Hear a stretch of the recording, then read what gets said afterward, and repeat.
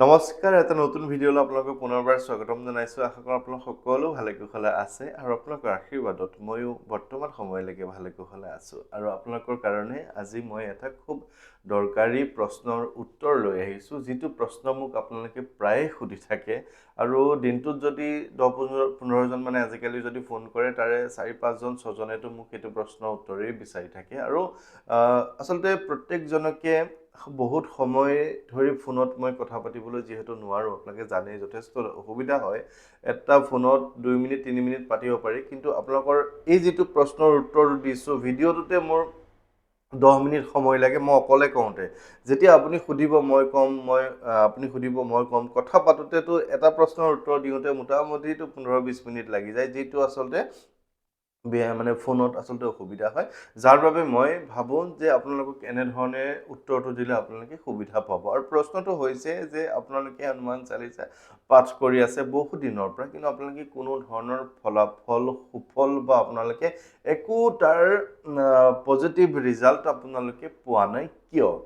এই প্ৰশ্নটো মোক বহুতেই সুধি থাকে আৰু প্ৰশ্নটো সুধিবলগীয়া, যিহেতু আপোনালোকে মোৰ ভিডিঅ'সমূহ চাই হ'লেও হওক বা আপোনালোকে হনুমানজীৰ অন্য ভিডিঅ' চাই হ'লেও হওক, আপোনালোকে হনুমান চালিচা পাঠ কৰিবতো লৈছে, কিন্তু কথা হ'ল আপুনি ফলেই পোৱা নাই। এতিয়া ফলেই নাপালে আপোনালোকৰ মনটো বেয়া হয়। বহুজনে এনেকুৱা কৰে যে পাঠ কৰিবলৈ এৰি দিয়ে। আচলতে কথাটোনো কি? যে কথাটো মই আপোনালোকক সহজভাৱে যদি উত্তৰ দিওঁতে ভগৱানৰ কৃপা এনেকুৱা নহয় যে আপুনি পাঠ কৰিছে বুলিয়ে লগতেই আপোনাৰ 5 দিনৰ সংকল্প লৈছে, 6 নম্বৰ দিনা আপোনাৰ এটা ডাঙৰ ধাৰ মৰি গৈছে, বা এসপ্তাহৰ সংকল্প লৈছে, তাৰ পিছৰ দিনা আপোনাৰ ল'ৰাটো বিবাহৰ বাবে যদি সংকল্প লৈছে, 6 নম্বৰ দিনা আপোনাৰ বিবাহ হৈ গৈছে। এনেধৰণৰ প্ৰশ্নবোৰ আচলতে বিভ্ৰান্তিকৰ কথা আপোনাৰ মনৰ ধাৰণা। কাৰণ এইটো ভাবি নল'ব, কাৰণ তেখেতে আপোনাক এইটোৱে দিয়ে যিটো আপোনাৰ বাবে উপযোগী। আৰু আপুনি যেতিয়া সংকটত পৰে, তেখেতৰ সংকল্প লৈ পাঠেই হওক বা এনেই আপুনি তেখেতৰ নাম গুণ জ্ঞান গুণ পাঠ কৰিলেও আপুনি সেইখিনি সুফল পায়। আৰু হনুমান চালিচা হৈছে হনুমান প্ৰভুৰ জ্ঞান গুণ পাঠ। আমি তেখেতক মনত পেলাই দিওঁ যে তেখেতে কি কি কৰিব পাৰে বা তেওঁ কি কি সেই সময়ত ৰামায়ণৰ সময়ত শ্ৰীৰামচন্দ্ৰক সহায় কৰিবলৈ, সীতামাক উদ্ধাৰ কৰাৰ সেইখিনি সময়ত তেওঁ কিমান কি কাম কৰিব পাৰিছিলে, তেখেতক আমি মনত পেলাই দিওঁ। আৰু গোটেই চালিচাখন সেয়াই যে আমি তেখেতক মনত পেলাই পেলাই গৈ আছোঁ, তুমি এইটো কৰিছিলা, মোৰ কামটো কৰি দিয়া, এনেধৰণৰ। আৰু তেখেতক যেতিয়া তেখেতৰ মহিমাবোৰ যেতিয়া তেখেতক শুনাও আমি, তেতিয়া তেওঁ সন্তুষ্ট হয়। গতিকে তেখেতক আমি শুনাও, তেওঁ বুজিবতো লাগিব। এতিয়া হনুমান চালিচাখনৰ সন্ত তুলসী দাসে লিখিছিলে অৱধি ভাষাত। আমি পঢ়ি আছোঁ অসমীয়াত অনুবাদ এখন, যিখন আচলতে মূল হনুমান চালিচা নহয়েই। গতিকে মই আপোনালোকক বাৰে প্ৰতি অনুৰোধ কৰি থাকোঁ যে আপোনালোকে হনুমান চালিচা পঢ়িলে যিখন অসমীয়া মানে ভাঙনি নহয়, অনুবাদ নহয়, যিখন অৱধি ভাষাৰ মূল হনুমান চালিচাখন, শ্ৰী গুৰু চৰণ সৰোজ ৰজ নিজ মন মুকুৰ সুধাৰি वरणो रघुवर विमल जसु जो दायक फल चारी बुद्धिहीन तनु जानिके सुमिरो पवन कुमार बल बुद्धि विद्या देहु मोहि हरहु कलेश विकार। এইখন যিখন শুদ্ধ হনুমান চালিচাখন, সেইখনেহে আমি পাঠ কৰিব লাগে। অসমীয়াত শ্ৰী গুৰু পদ্মস্মৰি মনে মনে কোটিবাৰ প্ৰণামো গুৰুৰ চৰণে, এইখন আচলতে একেবাৰে অশুদ্ধ এখন হনুমান চালিচা।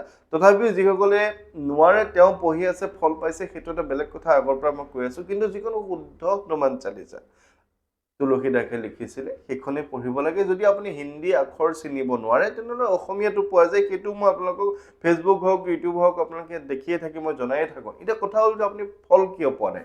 প্ৰথম ভুলটো হৈ আছে যে আপুনি শুদ্ধ হনুমান চালিচাখন পঢ়া নাই। দ্বিতীয় ভুলটো হৈছে যে আপুনি শুদ্ধখন যদিও পঢ়িছে, আপুনি ধ্যান দিয়া নাই তাত কি লিখা আছে। আপুনি কেৱল পাঠ কৰিব লাগে কাৰণে পাঠ কৰিছে, খুব স্পীডত আপুনি পাঠ কৰি গৈছে, যিখিনি আপুনিও বুজি পোৱা নাই, তেওঁ বুজি পোৱা নাই। যে হনুমান জ্ঞান গুণ সাগৰ জয় কপিষ্ঠ লঘুজগ ৰাম দূত অতুলিত বল ধামা অঞ্জন পুত্ৰ পৱন সুত নামা মহাবীৰ বিক্ৰম বজৰংগী কুমতি নিবাৰ চুমতি কতংগী। না আপুনি বুজিছে, না মই বুজিলোঁ, না ভগৱানজনে বুজিছে। তেখেতক যেতিয়া আমি 2 মিনিট সময় দিম, 5 মিনিট সময় দিম, সেইখিনি আমাৰ পৰা একান্তভাৱে একাত্মহে আমি তেখেতক কিয় দিব নোৱাৰোঁ? তেখেতক আমি জ্ঞান গুণখিনি যিহেতু মনত পেলাই দিওঁ, তুম উপকাৰ সুগ্ৰীব হি কিন্হা राम मिलाए राजपद दिन्हा तुम उपकार सुग्रीव ही किन्हा राम मिलाए राजपद दिन्हा तुम्हारो मंत्र विभीषण माना लंकेश्वर भय सब जग जाना।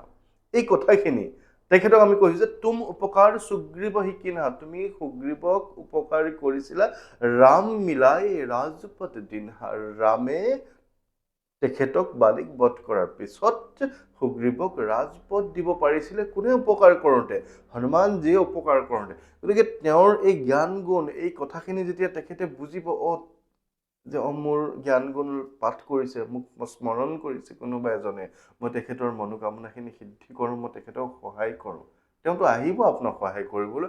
আপুনি যদি ভালকৈ পাঠ নকৰে কেনেধৰণে তেওঁ আহিব তেওঁ নিজে বুজি পোৱা নাই। তেখেতৰ সন্মুখত যেতিয়া আমি তেখেতৰ সন্মুখত ৰাখি চাকি গছ লগাই ধুনীয়াকৈ জ্বলাই যদি তেখেতৰ জ্ঞান গুণখিনি আমি পাঠ কৰিবলৈ সময় নাই, খুব স্পীডত মাতিব লগা হয়, তেনেহ'লে তেওঁ ক'ত ভাল পাব, ক'ত আপোনাৰ সহায় কৰিব আহিব কওকচোন, মই তেওঁ বুজিয়ে পোৱা নাই। গতিকে হনুমান চালিচাখন আমি পাঠ কৰোঁতে প্ৰথম কথা হ'ল যে মূল যিখন অৱধি ভাষাৰ হনুমান চালিচা সেইখন পাঠ কৰিব লাগে। দ্বিতীয় কথাটো হ'ল যে আপুনি তেখেতে বুজি পোৱাকৈ বা আপুনি নিজেই কথাখিনি বুজি পোৱাকৈ পাঠ কৰিব পাৰিলে ভাল বা উপকাৰ হয় আপোনাৰ। গতিকে হনুমান চালিচা গোটেই কথাখিনি তেখেতৰ জ্ঞান গুণ পাঠ কৰা হয়, যিহেতু জয় হনুমান জ্ঞান গুণ সাগৰ জয় কপীশ তিহু লোক উজাগৰ रामदूत अतुलित बल धामा अंजनी पुत्र पवन सुत नामा। এইখিনি যে ক'লে আপুনি তেওঁ শুনিলে কিমান ভাল পাইছে কওকচোন বাৰু, হয়নে নহয়? গতিকে তেওঁ যেতিয়া শুনিব লাগে বুজিব লাগে আমি তেখেতক ধ্যান দি পাঠ কৰিব লাগে, অকণমান সময় দিওঁ তেওঁক। আৰু বহুত বেছি সংকট বহুত বেছি বিপদ আপোনাৰ পাঠ কৰিবলৈ সময় নাই, আপোনাৰ মানুহ হস্পিটেলত আছে, আপুনি কি কৰিব, তেতিয়া আপুনি জয় হনুমান কওক, জয় শ্ৰীৰাম কওক। আপুনি চালিচা পাঠ নকৰিলেও হ'ব, ভগৱানে আপোনাক যিকোনো সময়তে আহি সহায় কৰিব পাৰে। আপোনাৰ মনৰ যিটো আত্মাৰ পৰা তেওঁ যিটো আপোনাৰ আবেদনটো তেওঁ শুনে নহয়। গতিকে চালিচা যিহেতু আমি পঢ়িব লৈছোঁ আমি ভালকৈ পাঠ কৰিব লাগে, যাতে আমি সেইখিনি আমি বিচৰাখিনি তেওঁ আমাক দিয়ে, বা আমি যিখিনি বিচাৰোঁ আমি সত্য শুদ্ধখিনিয়েতো বিচাৰোঁ। এগালমান সা সম্পত্তি বিচাৰিলেতো তেওঁ পটককৈ আহি দি নিদিয়ে, বা আপোনাৰ আপুনি ক'ৰবাৰ পৰা বহুত বেছি ধাৰ লৈ থৈছে, তেওঁক মাতিলে বুলি তেওঁ ধাৰ মাৰি দিছে, এইটোতো এইবিলাক কথা ভুল। যে তেখেতক আমি সুস্বাস্থ্যভাৱে আমি থাকিব পাৰোঁ, বিপদ আপদৰ পৰা যাতে দূৰ হ'ব পাৰোঁ, আমি যাতে সংকটত পৰিলে তেওঁ উদ্ধাৰ কৰে, আমাৰ যাতে গ্ৰহ গতিৰ সমস্যা নহওক, শনি ৰাহু কেতুৰ সমস্ত দুখাটোক তেওঁ খণ্ডন কৰিব পৰা তেওঁৰ ক্ষমতা আছে, কাৰণ গ্ৰহ গতিতকৈ তেওঁ ওপৰত বহুত গ্ৰহ, শনিতকৈও জানে আপুনি শনিৰ কথাখিনি।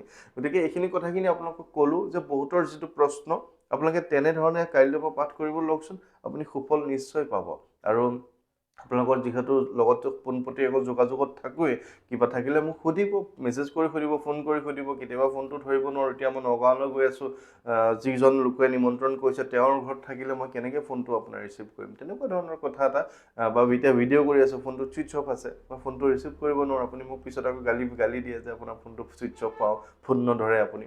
কিন্তু ভিডিঅ'খিনি চালেই আপোনালোকে ভালকৈ উপকাৰখিনি পাব।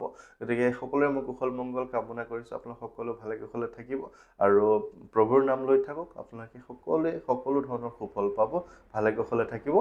জয় শ্ৰীৰাম।